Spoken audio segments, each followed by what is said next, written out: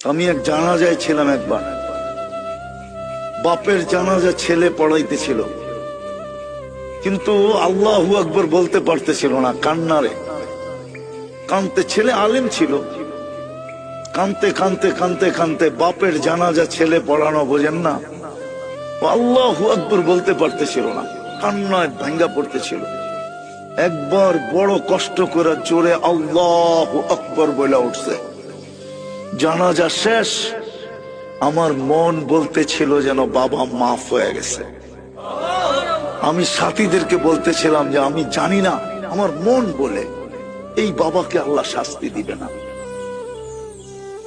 ছেলে আলেম, কলিজার টুকরা নিয়ে গেছে, ঠিক না?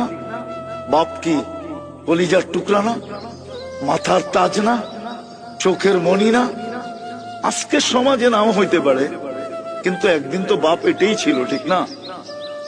নিয়ে গেছে যিনি, তার বিরুদ্ধে যাওয়া উচিত ছিল, কিন্তু ছেলে কান্না ধৈরা কানছেন বটে, কিন্তু কান্না ধৈরা শেষমেশ কি বলছে? আল্লাহু আকবার, মালিক তুই বড়।